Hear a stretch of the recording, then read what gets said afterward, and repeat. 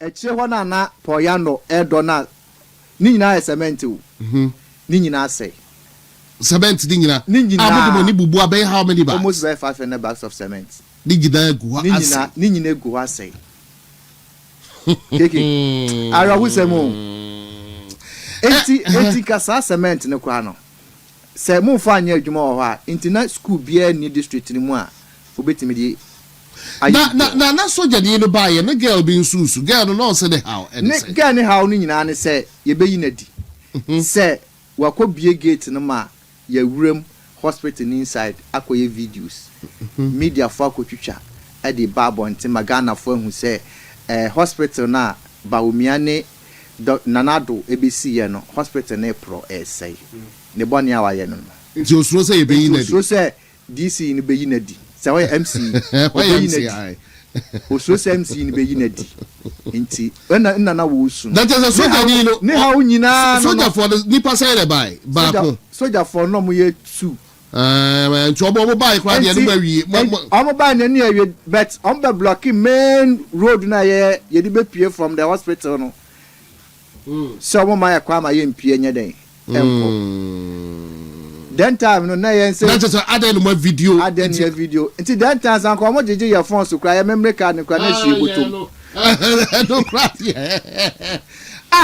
now omonim say parliamentary select committee ewo sa authorization to omo betwe omo say edina eye military hospital ni nti no eno de ehwa security zone ye nko ho na boko trader de no so kan wa we no ye be no kakran ene ye de mo wuremu afari nyambo etena ba na omo kwan mo ba afari ye fi afari no ene be sen ko trader trader sudu wa rebe hu keke trader rebe hu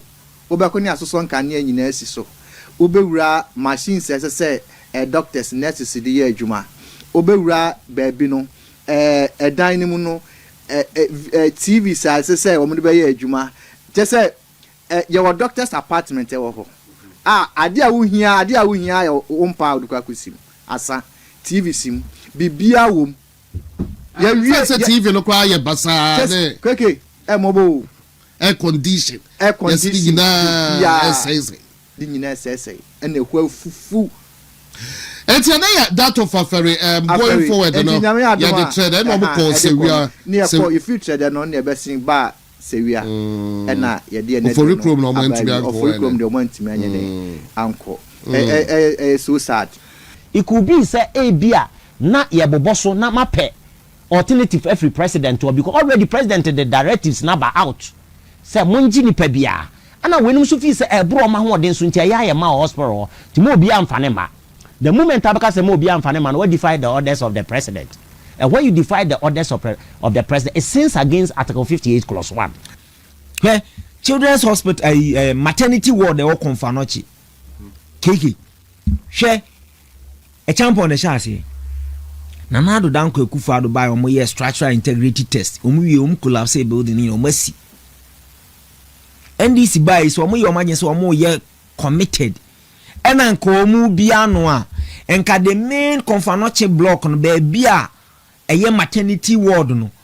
enko omo yi omo nyina de ba new block we mu asenke benya space abusunya eye sad eno kore nene a lawyer fo bi akasa sanso ana adokota fo enimdifo bi nso so akasa afade ekoso o man Ghana mu na ene wo hwe adan ahodo a yeje agunwire mu a esei pro na ye ba be hye bibi fufura ase no kam ya yese Ghana hana akasa no amonyofo no edubere bi ase Ghana fo ansore pa na ya sekire yese aduasam yenu anka no kora ya amonyofo no de agura to pere aban we ba wasi we yesi niema asi adan ayo project meka ku wi a ye beka se enyeme na me ye ntimi nye ene we so ba dide bia hiafo eto no agege no eno na ye de project e kan wira mu e ya rehosempa wo hwe adan ya ye hwe pa aka wira mu a ene ye se ye ka ko build 24 hour market no na chese areho agenda 111 ya ban sha se wo ye ko hwe project ahodo nkuru ahodo bia womo menya pomden bia kese ya yesa project we dia ma womo ene ye je nyina egu wo se ka ko si dwom no sebi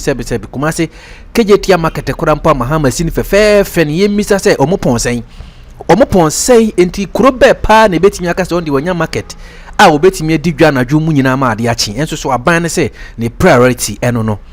sebi apolisifoɔ awia mpo no mutumi bɔ yɛn ho ban ɛna anadwo ne nyina yare ahosɛm agenda 11 project ne bi ne ni gusu ya yehu ya ne ayebo achi bi din a konfano chi aban ya asabi ahokyera ba ye ankora nya ba bi nda na kwabere minta kando ya ono ɛna ye minister for health ene wati bi ehua papa doctor fo ya mfa ne ho anche no enimdifo ne lawyer fo ya mfa ne ho anche no kora kwabere minta o matutu bi dia mano ye mesere se obegibre na watie nkomatwetwe ne kakra akoso ene to matutu bi dia mano kwabere minta kando ewo niema hodo bi ekoso Ghana ha in fact se amanyofo o man gina omani anfo mo na nsifo mo Ghana ebebosi to ene ade a yara hosem yenko na yenko tie interview ni misra like me video yi ma me share ne titiri ono fa wadwen kire bra ne nyina yensua de last week afina na asem na eboboba ema Ayeka afina no invite CEO no na mesre omampani jo Mahama se ye healthcare no system no ne sa sector na very delicate enti wompe obi a keke or tie healthcare system na nkasa ase because ye wo obi a was study public health bia enim say your course be a friend strategic leadership in healthcare keke say akando aye any of these are and Kenya they said they oye no be because keke he ye will be a friend of de-escalation of situation. I was so very tactful board on management of Confanochi. I take a decision. The reality is that keke why man but I will say president in his state of the nation address besi mi ya 7 ma ko di basis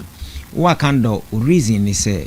president in his state of the nation address this year a director say Emma hospital be will be away ni also be say since sa directive no a DM one amodi aboa hospitals no say ne be ya obe build o capacities na obi duru ho no my antenne away eno ne ade ba ko the mere fact say president ama directive no nkyere say professional to duru ba bi no hunu ne awonya eni kwan say woka because keke ade be ya pa doctor bi eni ho a obe pese patient be wu on nsem enti keke say wuti emergency ho na ye di patient haba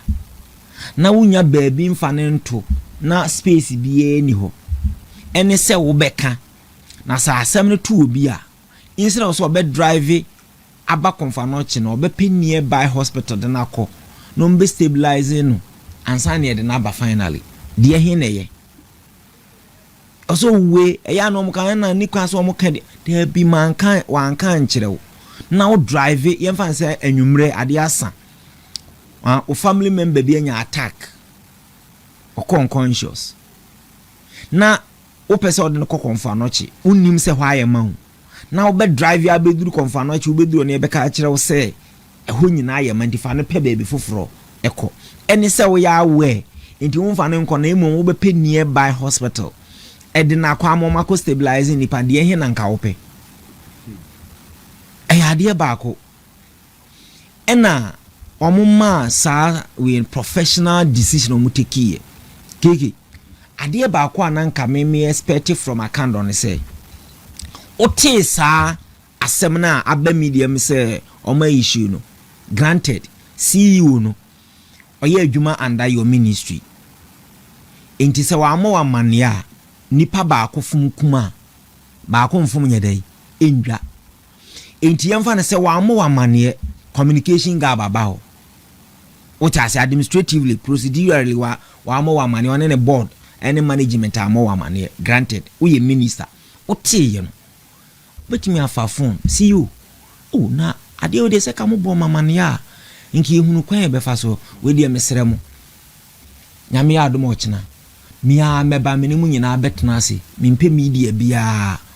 yentena ase ni nyina ye enjoy kwan be so ne be fa situation no ye betimi asavage no say be emergency structures bi na o say putting up around any space e ho na ye be pe hospital bus bi abegum na equipment ni ade amuhia no quickly na ye be pe bia ye beba nti wo de nyambo ochina se mo ebia me na me ntimi mma memma me protocol guys no impe ticket mu mamo sisi a nipa be me nse bi nka ho momra ne entenase na ye discuss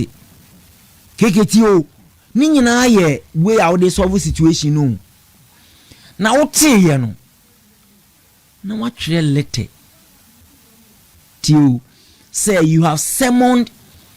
the CEO to appear before you and no crown in itself ema obia say e de na ya akoso no so mo sa fe na obia position ne ho twan ne ebetimi asi o kan sa letter no mo so mo de invite no na say even crown person obefra no behind the scenes na ma resolve asem no and na person o formal letter de mana the tone of the letter alone ebe catch you say nipa no anti healthcare system na say what you see said to summon someone. How about so because my attention has been drawn to a release by the Konfanochi Teaching Hospital Management. What I say, in view of that, I have cordially invited the CEO and his team to meet me so that behind the scene we can find lasting solutions. We encourage all stakeholders to remain calm. It is the best. No calming nerves. We a minister and Chelsea BBA gidi o. And to make a strategic leadership in healthcare. Onkosua. And only one. I was so nka wo yes ade o ya keke nki ankoduru ba bia ya duru o. Woni wo mo ye discussion behind the scene a ombeti ase at the end of the day keke enipa nkwa ho hia. Se nipa ba akokora ahwere ne nkwa. Ede na wo minister no benya afiri mu. Wa ma wa mane e wo sen ko ka kirew. Board no take his decision in the interest of enipa na wo pese we bibi mi obi ehun se wo ye adwuma in the interest of the people ntina board no any CEO no take his decision no e no ma wa mane find a better way, don't worsen the situation. And to say ya keke must suspend CEO na doctors any nurses a course strike for about 2 or 3 days no enipa ebi enam so ahwere wo mo nkwan sei na asem na bepem obo na afi o ma resume adwanti nipa ahwere ne nkwa wo mu bia minister obetima recalling back to life. Enunti healthcare honomo no na ade ba konso no se keke healthcare dia senior any political color yare timi to obi at any time. MPs na omo parliament na omo ye he omo tai akando echi akando na nkasa kra no as minister ne constituency dwaboso obi betimi atukwan afri dwaboso abakumase be ye ni business yare betimi achi no ho ame o se de no kokonfa nochi keke so atase e betimi abasa wo ye minister western north so western region dwaboso obusuani bi ana hu nipa bi betimi atukwan obeye ni business bi obeye ni obedini nkomo bi obetimi adurukumase yare betimi aka no na o se de no kokonfa nochi ne de no koduru ho na nam wo decision a wo take yenti doctors ne cost striker obeka sei enti mo bia anya na adwene sei bia media menti kumase mi infra Ashanti region enti de ekoso no one I will not be affected mini ayare de obi ni ba bi ayare betimi aka obi o enti bibi bana ye kam akanda de mesre se president enyi no no na be koso de a omuma na enrolling on healthcare management course program bi na onsua because enye bibia na ediko media mo the same thing okoye na otamale keke eno ne tamale penny consultant ohokoko ntokwa na media di na chi he ade echi esi yi unedi kolebu the same thing happen here say left e kolebu nya adwuma na minister mu a asesa cameras di n'akyi so ɔkɔhwɛ sɛ lift nyɛ adwuma sɛ ɛno na ɔde hyɛ aseɛ na ɔde awura aban mu ɛnya de pa mesere healthcare no deɛ na wo keke hwɛ o ne ɛkɔɔ so nyinaa yi nti anyanyam biara sɛ hospitals a yɛhyɛ aseɛ a ebinom yɛwie na aka sɛ yɛbɛbia no me krom me district adanse asokwa between adanse asokwa kuro no ɛne hwere mo ase ɛwɔ nsa left yaye bibia wi akase bibia ya amoma kofi mu nso nkotwa minim sɛ so ma kotwa nso a ni nyina akanwura mu for 18 months ni amobae hwɛ video ya mu yi no afɛhwɛ cement pa baby anapo ya ndo yini cement akeki pa egu hono mo a adane abo enti sɛ Ghana ɛyɛ wose ana wuni company ana na japade a ɛna wabɛfa yɛdi sika to cement sei nti ka bɛyɛ nhwɛ han ama cement na ka nwuram keki wo de yɛmfa politics bibia to nkyɛn sɛ Ghana yɛ wose dia ana wuni dia wo bɛhwɛ ama cement we nyinaa sɛi yɛayɛ adwuma we waba je sɛ wo bɛbia no ne yɛbɛka sɛ afari president Kofo mu na hyase na mo ma mɛyɛ hwɛ NPP awie mumia no musimu mbie trede yɛayɛ awie ɔde bɛyɛ Mahama case primary ayi na keke nyanyame enye adwembɔne ne wo tiri mu a wo se hospitals no ho hia enti wo mfa sika aka baabi a aduru baabi a wo se yɛyɛ wie no wo mfa sika nkɔ wonye sika ekosisidwa market all the constituencies and I say all the districts na keke keyetia cry a busy area Makola about 10 p.m. One na wo na waba mi mikro ma bo abose obesi 24-hour market market eye na so nipa o ba o ye dai o hwe ni nyina o ma mienu a ye hwe ba ko nye dai enja ba ko enipa kura no se o treat wo fa ye na wo fa anye ya ebeye de deformity yensa mienu de opa ye sei ni enchechire ba ko nka na da bia stretch we yesane we ya we ni beka ho na wo jai hospital egu ho akosisi dwa edwa wo na wo se wo sika wo di kosi ba hospitals na de wo se wo ni sika a wo di besi enti ne ekoso ni nyina kire pefe se President Mahama eni na banye na adwene se project NPP ehya ase omdo omonsa beka hwe fomena 2014 ena President Mahama share fomena hospital ase wanwie no okoe NPP yeba yebe commission ye kumewu NDC shase 2014 eno na 2015 2016 omkoyi mu 6 million euros so dollars so mo de kwaya research ahwese President Mahama bedi nkunim election na a ebede adi no sa hospitals na yeba ya bewi yenso atimi asi 5 e wa Ashanti region awie so ame ya wie twede ya wie sabronum ya wie ai akom krom drobonso yawie ye adwuma o ena wo de a wo hya ase no miensa wo hya ase wa ha no ye bae ya bewie ni nyina sa complete a ni nyina so ye adwuma e champon hospital a wo hya ase o bekwai 44 years ago na ado ne ba be complete me ye commission in 2021 hwe children's hospital maternity ward e wo konfa nochi keke hwe e champon ne hya ase na nado danko ekufa do buy omo ye structural integrity test omo wie collapse building ni omo si NDC buy so omo ye omagen so omo ye committed ena nka omo bia no a enka the main confanoche block no be bia eye maternity ward no enka omo yi omo nyina de ba new block we mu asenka benya space ana keke meboa but adwemboni ntie da ho si ho because nanado nansen ya ote weja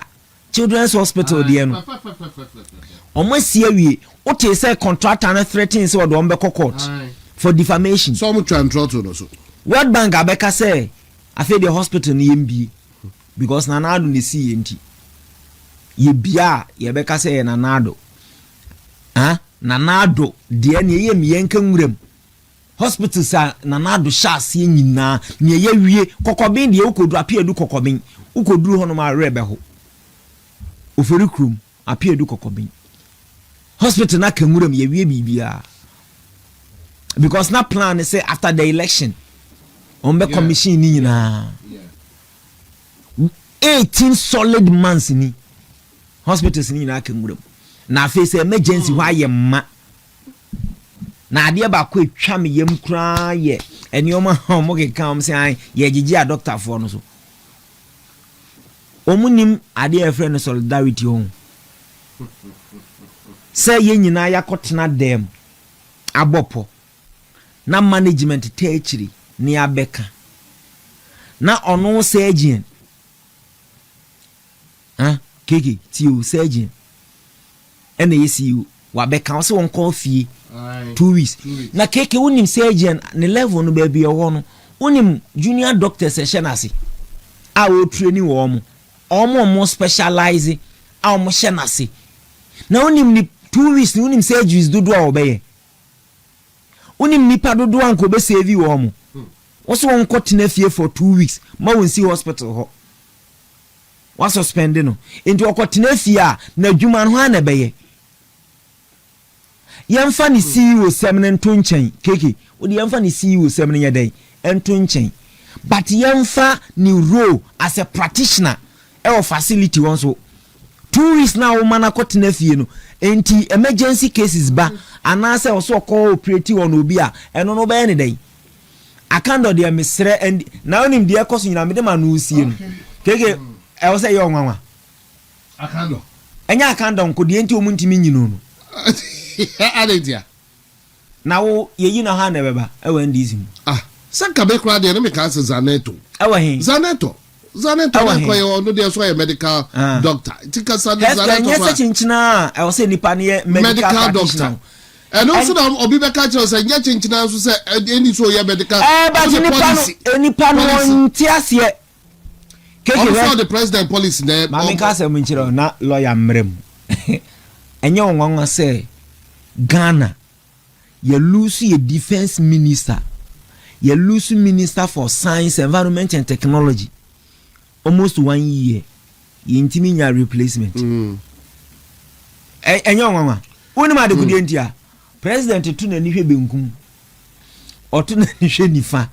esoro anafo na ni nto obi anim o keke meboa na obi ni bed why no okofa no e adinako defense ndc mu hwan but omuni obi a no ntia no so ka ho na ka kando de o ye ya o start a Rambo Stars for 1.5 years but no ano da so ye Dr. Enoch Owahede Echampon nene ena what say you know I think so be send him a message say sa tabale doctors no kra na jamo omo ekwa omo ni omo family kwa ba no they test no I've not confirmed was it me confirm ye there but say ka and also ka so sad but ye toa jumedie no so meda Dr. Enoch Owahede Champon meda na semenko lawyer Evans and chain no okay me da se me nua na ka bebre na me de we sia se na machia mikromofo nyina e wa adwuma ka se kese afija kwabre South constituency okay let's call a spade you see under the 1992 constitution of the Republic of Ghana a minister cannot legally defy the orders of the president. By virtue of Article 58 Clause 1 of the 1992 Constitution of the Republic of Ghana, every minister is a subordinate to the president. And whatever directives be a president, you cannot defy it. So, pursuant to Section 93, I think 1 of the Health Act, Ministry or more Act, what the minister did was right. For the first time, I have to be fair. I'm trying to. Oh, submit to you because my say be. Yes. It be a pushy You see, anger now. I'm calling let's call a spade a spade. I'm saying that pursuant to Article 58 Clause 1, every minister biano, president holds that executive power. So the executive power of the president is vested in the president by virtue of Article 58 Clause 1. So when the president issues what directives, you cannot defy the directives as a minister, because minister is subordinate and the minister reports to the president. So health minister say president the orders be say emergency situation any pair ba mungu so njenwa by virtue of Article 58 Clause 1 and the 2 minama president. But I said I'll come to that. So let's look at it legally before we look at it in terms of what on moral grounds and other things. By law, the minister can fire the president pursuant to minister act health ministry act. Minister can fire the CEO because the governing board of the our governing board of the Ministry of Health report to the minister, and if anybody defies the orders, will be defied the orders of the president now, minister now has to fire that person. The minister can do that because the reason being that there is that kind of firepower that has been, if you read the constitutional provision, there is that kind of firepower. Firepower no ya the president under Article 58 Clause 1, and they say what can some be say ade we monye na who defy the orders now, who minister no you be fired. So the question is common sense approach minister no from so. So issues to be raised is whether or not the minister has the power to fire, and whether or not at that time na minister no fire no your right to fire. And that's what I could do now in America. This one I will say that yes, he has the power to fire. Because the government suspension, suspension to fire or and also to suspend you or suspend you because what defy the directives now president the amano. It is a minister no as of one also say ma and defy the directives now. It means that the minister has what disobeyed the president because minister or your subordinate and then you can answer the insubordination. Emma His Excellency the President John Dramani Mahama. Enti by firing the CEO no please Niura JM His Excellency John Dramani Mahama please no amena we say in fact jumedi odi ahenensa no nobody can defy the orders of the president. Now for that matter or every legal right to fire you or to suspend you when you defy the orders of nobody can defy the orders of the president by virtue of Article 58 Clause 1 of the 1992 Constitution of the Republic of Ghana. However, nothing also prevents the minister from seeking clarification. Basa regional minister Ukuru. Yes, regional minister Timitins Nububi. I know you're incompetent. I'm telling that so about the other side. So legally, or you're right. However, the opposite side, I mean, the man say, however, nothing also prevents the minister to also seek what clarification from the president. If the directives now what they are man ebia at the how be bre or man for directives no at the how be bre health ministry now directives no at the how be bre medical doctors or more confa the onus lies on the minister to seek clarification. I say His Excellency John Dramani Mahama all the directives be abase enipa yare emergency ma omompamo obi ayengu so mfamomra. But the issue is whether or not doctors no so betimi meet sa emergency situation na. Enti balancing the same no. You the minister immediately as our directives ne buy no, you subsequently seek what clarification or so ubusa efi His Excellency the President. Say President abroso into what are the other alternatives submit me there. A Honda minister ni failure. eti baby a minister ne fairly and say na was a minister no etimi de ma his excellency the president and as a cabinet they call say there are other alternatives I bet me solve say emergency situation na o dey ba comfort anoche no his excellency the president I mean no disrespect to you nemom ubetimi e de ka ubetimi ahwe we ya man ya water the hospital and my facilities good trade the hospital yes I war a ferry hospital and also be craft facilities be are ready yes I war ebia South Korea boarding Sewa hospital and yes I war Oforikrom hospital obo baby honum Tony Dansia Square hospital eti his excellency ye was had ye went in order say eba yen codify or directives no I can say about 2 of the hospitals I mentioned but modern facility be name and solve emergency situation in my. This is the clarification the minister should have sought from his excellency the president. It is like a minister no yes adia let's inquire na juma pepepe but because of minister and person please nira out the name of man ministerial appointment in no legally or your right as of fire no within 2 weeks no for suspension on moral grounds, on health grounds, any other grounds no the minister was wrong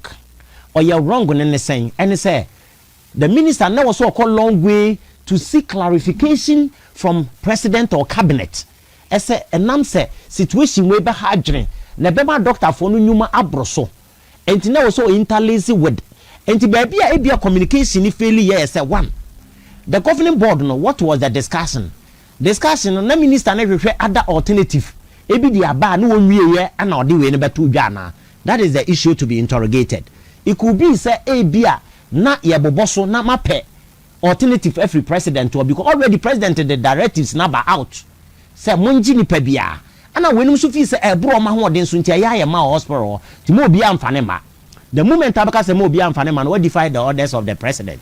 and when you defy the orders of the president it sins against article 58 clause 1 of the 1992 constitution but here doctors no etie your chairman Michael Leaks yes. Leaks also right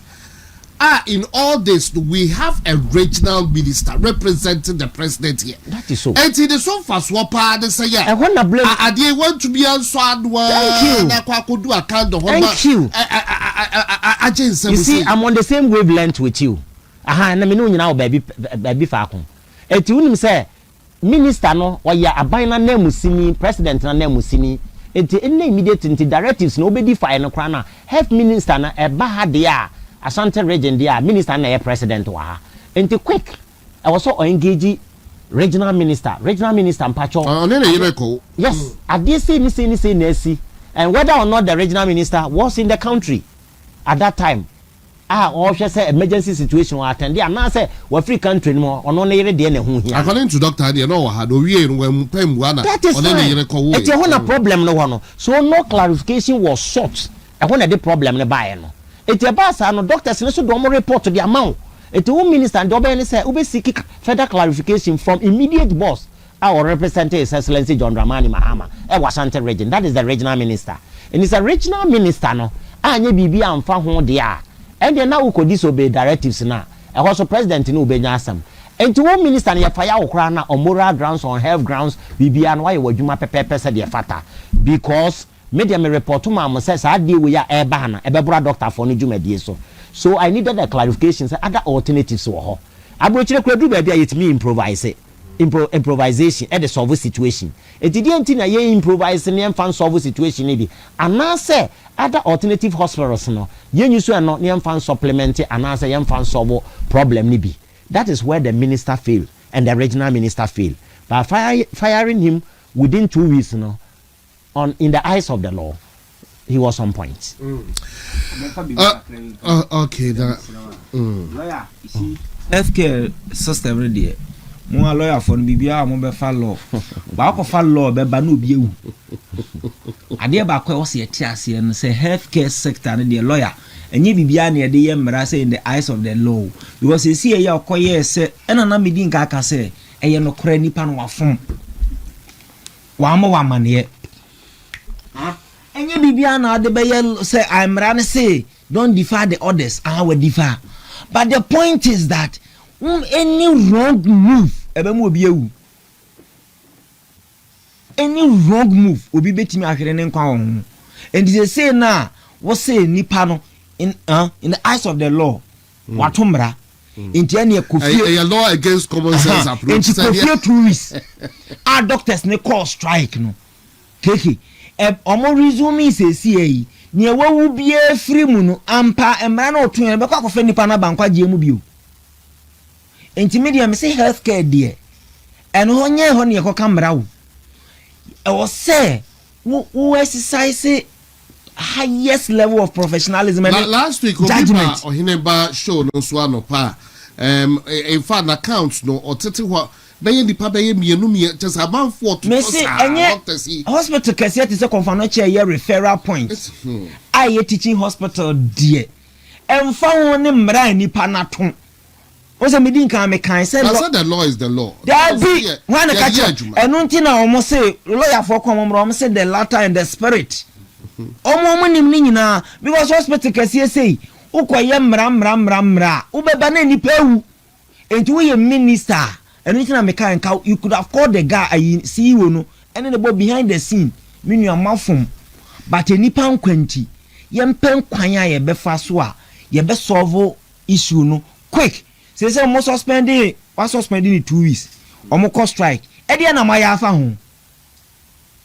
keke enti ma suspending nipa ni 2 weeks e dey pa poti sisi ameno ka sei e dey no ma ya afa ho second Solomon ababe kanti sisi omo doctors no dey omo enya no na meka okay enya doctor no dey no e ho na aye ma no I am ma omo taking sad decision say okay e dey no ya afa no dey omo nya hwe fa ho e ho ni the point o enti ai o maba ABS wo no suspension no ye be put no hard and say be recalling no fine. But the main issue at this abru ha nyina ba no keke de na ya fa ho eho should be our focus banye say oma call strike ni a recall we yenhwe the main issue no anye sa say de be ya ne say ni lawyer obi anfom mra bio wo ba beda ho tio say men koye na mafom mra yes mentia omampani mabu omampani animtia okay say munya hwe mfa ho a wo ba say ni pattern a munyina mo na fom say me ma wo nko back eno eni say mabu the so called omampani animtia na meka kire wo say kope baabi foforo fa wo de hye ne ko de he na wo pe keke so acha say ntimi de mesere say omonto anamon quickly say mission structure bi no mbe putting up aso ya foye wo bantman barracks ni sofo line ye engineers ni ade a builders ni ade wo mu mobilize wo quickly mo mpe baabi wo ho na mo put up emergency structure bi na doctors no crowd almost wo mo bie hospitals here na ye show you mo ko bie kekana easy pressure de bia ye mfa mra nko o de mra ko ho nipa bewu enipa wu nso mra ne ntimi mfa ne man kwagiem. But lawyer, what time the EB Eka but also other matters no more other matters no mame mfa mame sedinam I saw your ba sedinam sedinam tama am say tamaklo na me hu say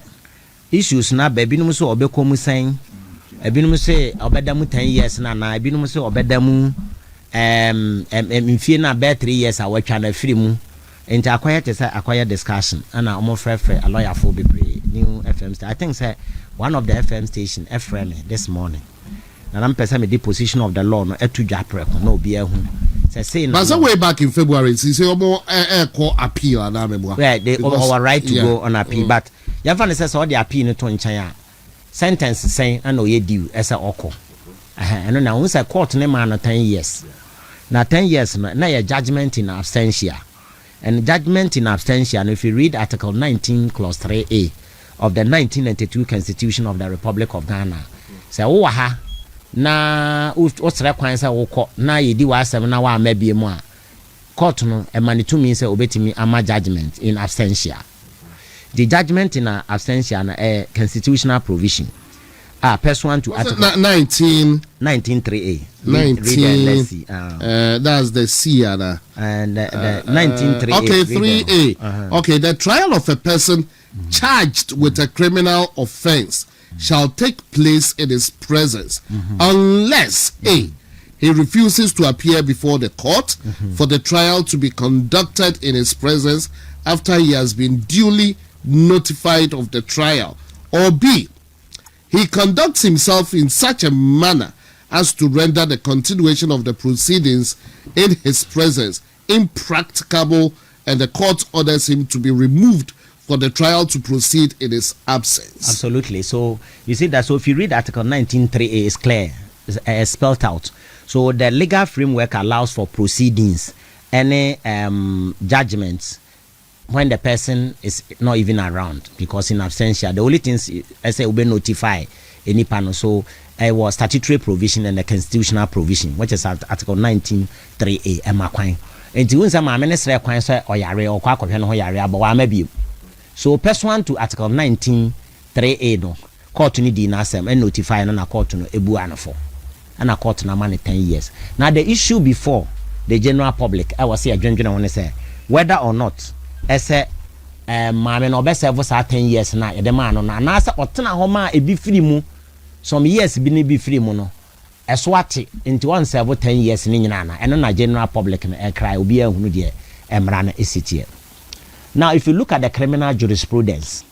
criminal law na e di esua de wa na ye criminal jurisprudence, theory of a law na govern criminal law no. The appearance say other jurisdiction no mienu jurisdiction bi ha obekọ no say ebua for in judgment in absentia na woni ha say wotena buruchira ma sentence ni twamu a atwam other jurisdiction bi wo ho no ma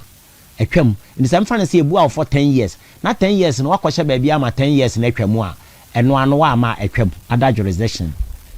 Now there are other jurisdiction bi wo ho nso a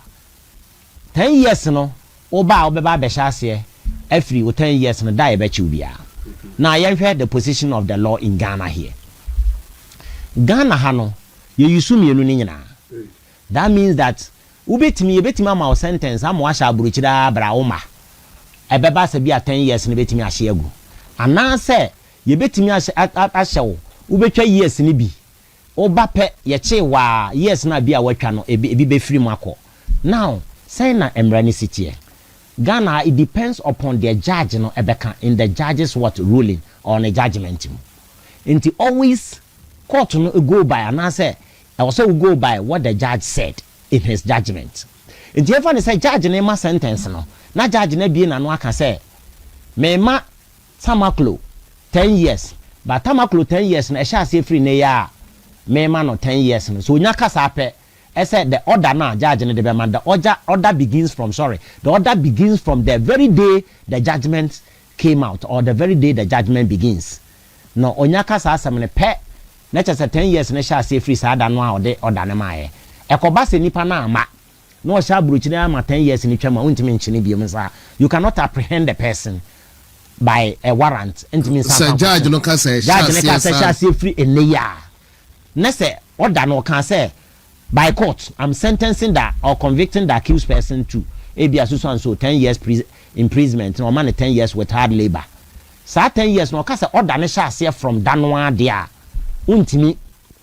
any panic power then who be see wa bruchire wa ye extradite ne maya obetimi ahye ho no ma 10 years na twam. Eba untimi subsequently untimi me apprehend no chini biom. Now on the other side no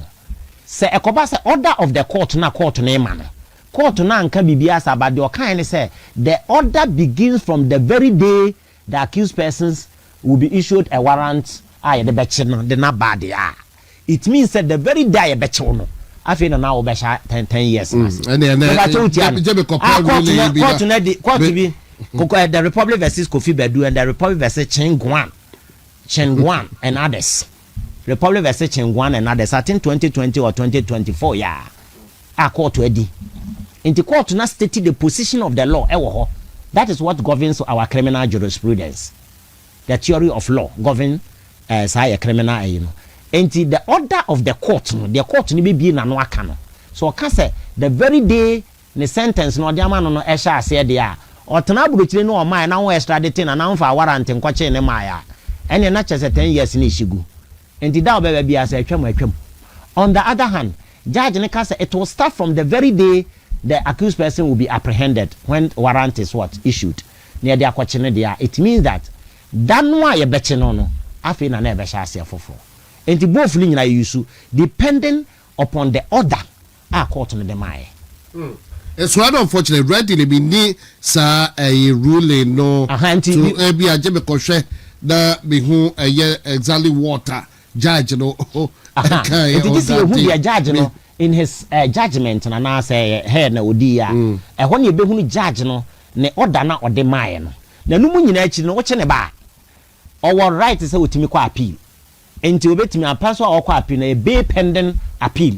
enti obetimi the bail atum say e man bail answer because asem no ni for enti afi na oba be court no be man bail say so sakobase e wo unanimous FC they said they na ekoso president Mahama say court ni control by politician enti mi borrow president Mahama na west sakobase president Mahama so be control. I'm using a conditional statement if clause. So certain conditions BBC and Sana ba say ko ba say the okan opposition and no be no so dey adwuma wone memu dia. And it's a matter of taking the phone and call a judge. Esa asem no kra me ba na pin botugu. Acquit and discharge. Me ba e ho be ba into say no me wo say on social media. E bi o ye free woman or ba the asem dem kusi ba bia nipa sa no mo ye free so obo beka because judgments na badada. And that's still no concurrence assembly bia what preempt a court no said you be the assembly because they say no the said the trend no corner there said the only no call cry amani bail who said no man be a canon yes only say amani bail so we preempt at the time or they appeal atum so they appeal tum na appeal ni da judge na anymore uni kon kwan say o kan asem sa afa ho o kan asem fa afa you can be cited of contempt of court. Because that one is an inherent jurisdiction of the courts. A court need to me a diamanoa, obetime cite contempt to appear before the judge. No beban reason to a judge in the local prison 3 months. The reason being that say at that time no appeal no lies. Appeal need the mark. It be a court of appeal no. Or more could take a decision. It is said I don't think so because who are you be there? I think they are yet to appeal. I think February, yeah, I don't know. My file appeal there. And no one to me comment. Well, finally, you better talk about.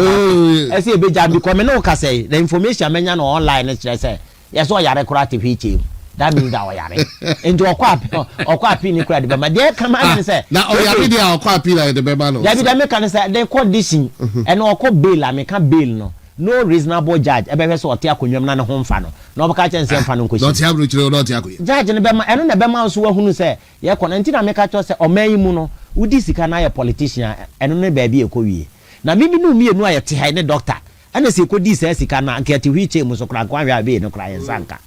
eno na bemu ohunu and the president has the power kra say obetimi amana kodem be 3 months and 2 months so say pardon no yare meja no that prerogative of mercy no and I said that power no yadama his excellency the president absolutely and nobody can question him into no obetimi ka say meja is na tamaklo ba hwe sika we di a court no buano for and me ka say sika we die because court no buano for yeah into a piece sika no or their wasa ni sirim enti ni nyina causing financial loss to the state money laundering one ni nyina charges bebre about 78 charges near the bono ana we di for na judge na buano for anu ama no 10 years ni nese eba na sa aban ne ye no kokoasa enu anu okọ afa no ho adi no okọ ye wa ha na president ejai ama attorney general ejai binum Colin Zauda obi ada criminal case empro nolly prosecute omu nyina ye ja wo mo ne eja omu nyina awie dia e dia no close so ebetimi a eja no kra manako enti enye part opposition ne de the new patriotic party de omu nkrofo gusu gina kwota yetama. Now if you read the preamble of the 1992 Constitution of the Republic of Ghana, His Excellency the President Mahama also afinamuta say in the name of the Almighty God or they exercise inalienable right in the way ni nyina no obey father for all obey protected fundamental human right obey president for all the people, but not the president for National Democratic Congress. It didn't His Excellency John Dramani Mahama. It didn't to first in walk out to my enter Nolly Prosequa. It didn't Collins Dauda Segleme Housing or my Ejano. It didn't open case ever honum or my Ejano Nolly Prosequa. A nipa be brain no case never walk out to Amia Jaumo, but won't to me case walk out I be 3 July. And MPP for be brain no mujina quarter, you go so try omo, a duba him go so jina court. Why is it that say Attorney General or enter Nolly Prosequa? President Mahama should give us answer. President Mahama should come out boldly and tell the good people of Ghana, SS for your father for all. I'm criticizing President Mahama. So what he's doing, posterity will judge him. Because you pay Peter and Rob Paul. That is what President Mahama is doing. President Mahama, president,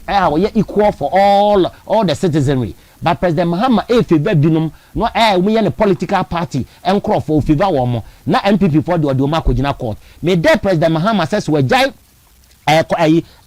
finance minister, ato force, no Jack Collins Dauda, no jai opuni, no jai omunina, ganganto money omudi yana, no amia jauma internally prosequadia. And yeah, on Femi won to me mama 3 July and for judgment ma. Before proud to that, Tomo to Facebook war. Any other they say won to me koji. So the point is, I'm telling His Excellency President Mahama say, so yeah equal so solemn declaration, so swear afnamu or so afnemu, every says so be protected fundamental right or be equal. I'm all citizenry of this country there. And then say won to me mananko. Ebasadia now he's a president for NDC, but he's not a president for the good people of Ghana. He's not a president for New Patriotic Party. Selective justice. About the Saudi Aniana, just a selective justice. Nah, and aircraw. And he already because said in that Tamakludia, oh, Yemija, Engusiaga, the Binum Ayeka, and no, yet your memory, yeah, better. Say, Abia, sir, and a Bekwa Korea, and ye, not just say, oh, you are.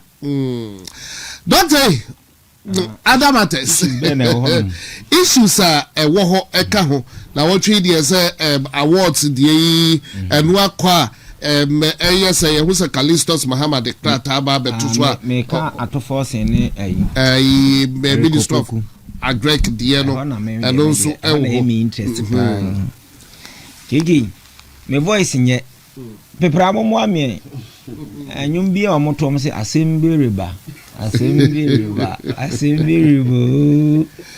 me voice nye la aboa me en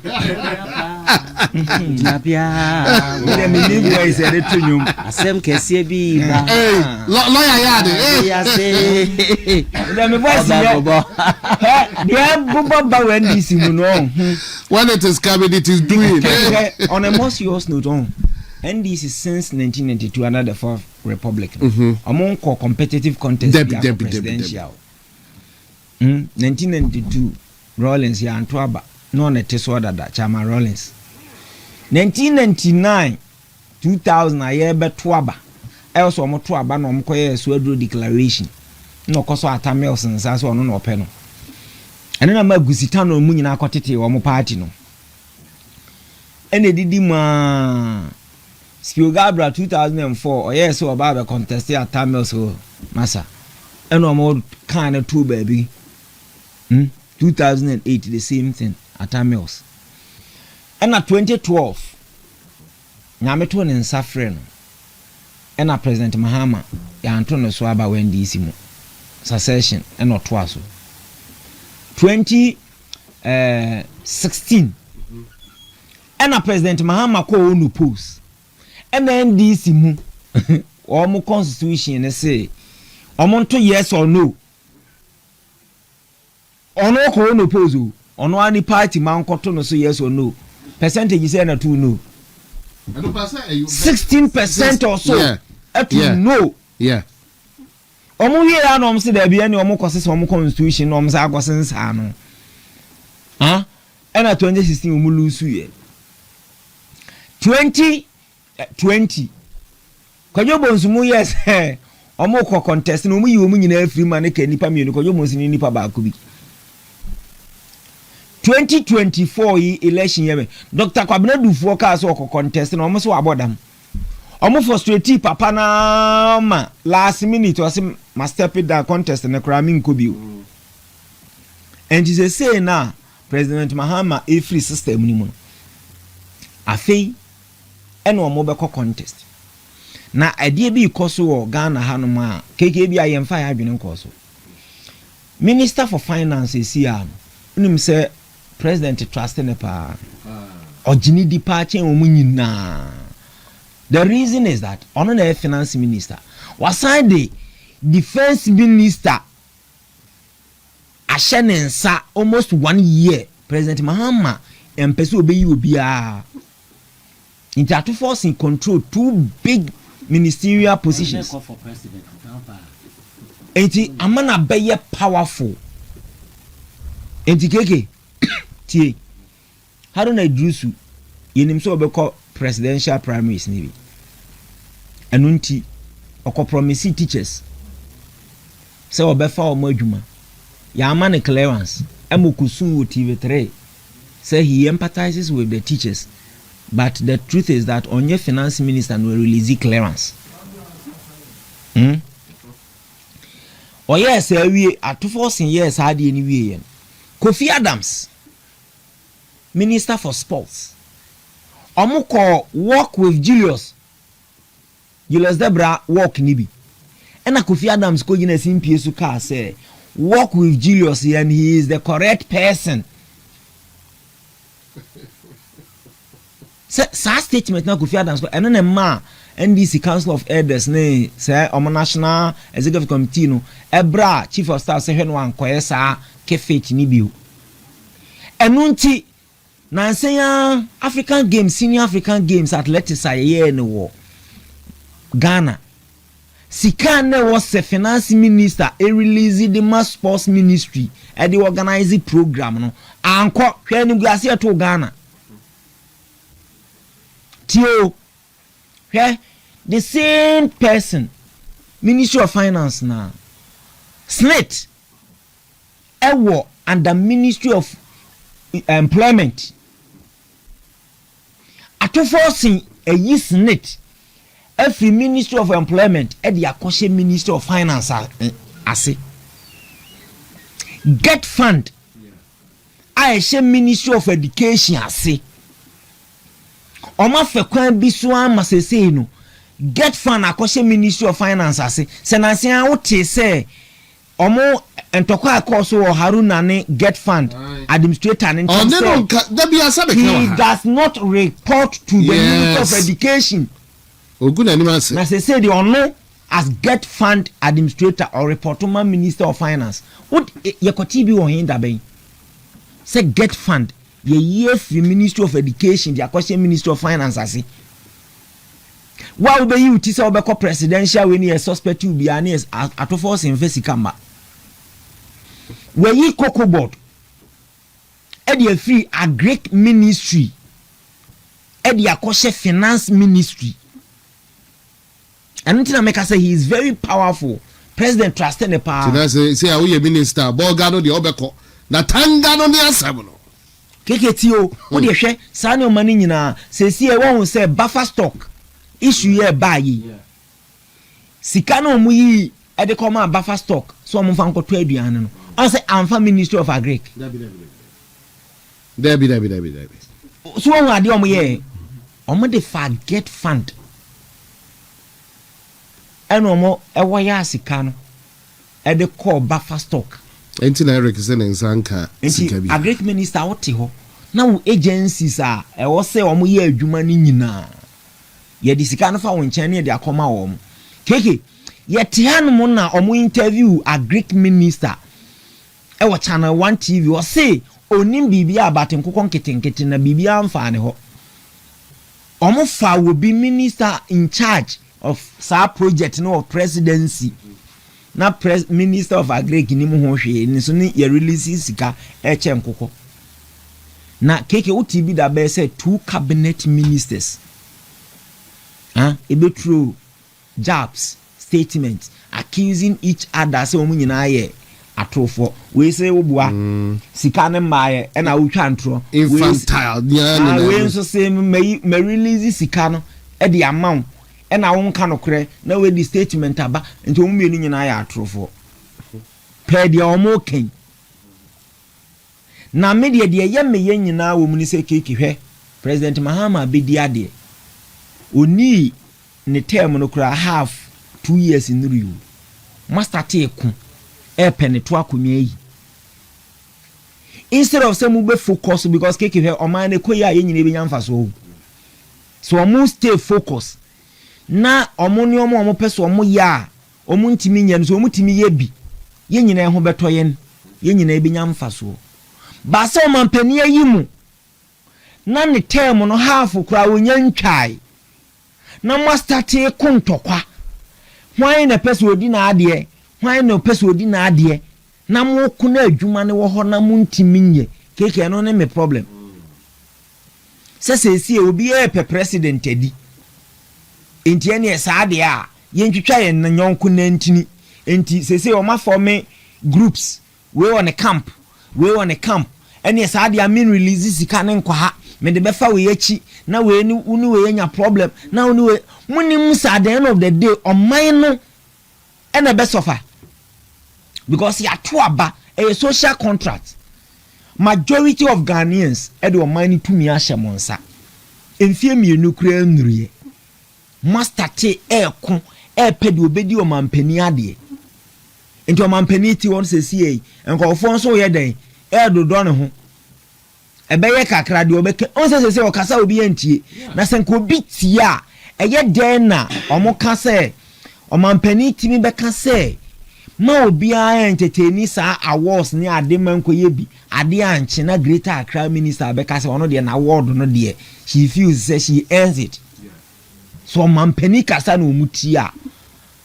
se na koye se click of obi a fa ho kodwo ni obi because e bia na we ni be wini e bia na we ni be wini keke ni economy ni ye be sofa yen kan kire mampani so on fa ne na insi form na nya obi a obe na dwene se sabre time ni nyanso ye ntoko ekoso keke dia ekoso ye ne be sofa o no want to make crack rape no nya bi do President Mahama on crack rape say ne me how say ministers aya appoint mu a time ni niru ba bia o say mu ko na obi nso start ya o say okon thank you to e obra ye nto abema o ni nyina kire say o pro mampani adi nti o mampani na adwuma na o ye no ha na otwitwa ne nantini say Haruna say dey na fake proper and na Minister of Education be gina say o man o say you cannot say it me I'm saying it say o mampani untimi nka me ye meka we wo de na ye proper thank you to na de ebi koso ne de ye getting razor na national chairman ko gina ba bi say honorable Haruna Idrisu and the other guy ke eni o ma ekoso we de keke de wo de wo sere at the end of the day sesi a wo say baby a petrol adu say city na nke ye stable kakra no sesi wo de esa akọ keke tio wo de ye hwe ni ye o eno ene ye ka che say santoko a ekoso e wo ni ministers ni ntem who succeed mu no Ghana for ye ne ye bebre ho enti o mampani fa ne nan si from yesere no because emere ne nso ye NDC for we kura de enye kura o say o mampani abedi akonwa 1 year no kura nduru ma start hwan na ekodi na ade na ne nyina mu no o mampani mi blame ni bebre o because oyi wo mu a onye obi amfane ma ba asabna too bad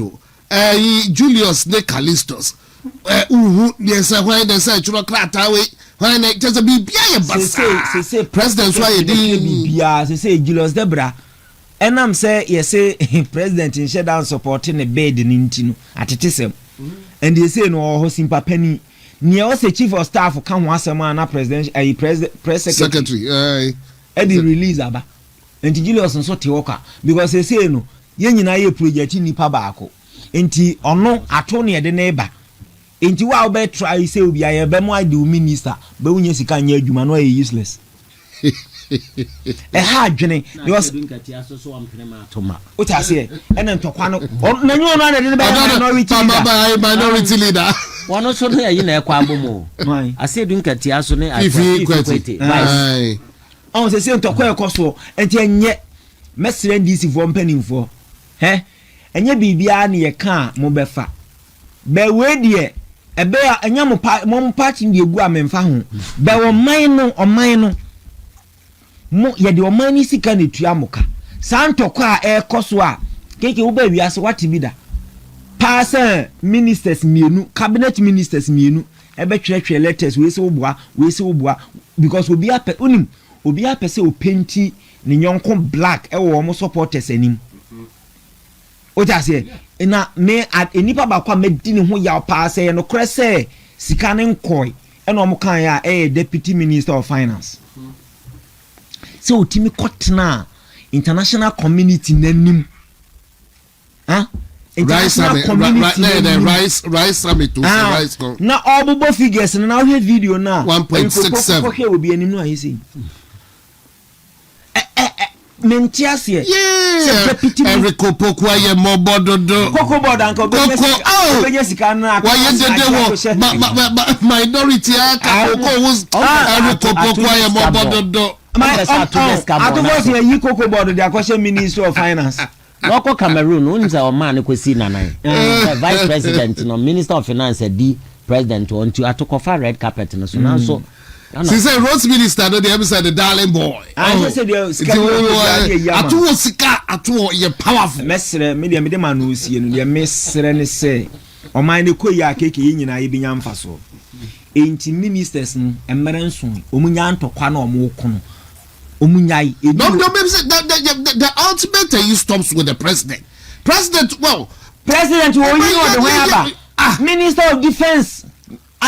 the defense man ya de koko nyina man no minister of defense free minister arehusem say up to date president intimi nya kukudu and omo parliamentarians 189 was saying anti obi ani nanka ede na ato na da ho managing ministry of defense minister of finance ministry of defense at the same time I don't know kwa na NDC minister of cocoa board because president tu na ni hwe benkum ni fa omo mugu ho nyina wonye obi ani eye fact onye obi ani o because kekes woju obi di pa into 1 year NDC for mpanifo bebrebe any omo majority in parliament into ntimi nyi obi amana because defense so the man here trusted no enti wontimi nya obia mane mehye ministry of defense wo gise ato nipa baako e manage finance esa manage defense na defense na ngasa kora ya adwuma ketwa no manage ni mienu nyina 1 year ba president mfa ne ho August 7th eno de man enfo obia emfa ne ho keke enti woto na ni hwe benkum to na ni hwe ni fa omo mugo ho ni nyina wonye obia ni ato is force and then this for mo amosempa but lawyer yeah but time so yeah be about minute or two be na yeah sorry na no dey ya be show no ato no minister in charge of cocoa board or shehobi defense or shehobi me haruna idrisu sa ente ya dey a odene kwa ye of no one prepare for president enti sika no say no more country ye neighboring country your na say red carpet tree so kokosu ya no ye na wababa because one vice president na na minister of finance na baba ye president no say atokokosu ya atoko ahwe coat pa no na red carpet so and you welcome and say hey Ghana the next president Ghana, yes na His Excellency Dr. Mahmoud Bawumia ya packaging ne kama onyansani ani ade ne ba omumbu bia ne obetima ma ache no I'm telling you because plan say omumfata na Dr. Bawumia ni yansa na ekuta no no ese do katia for president obia ni one mo betimi Dr. Bawumia I'm telling you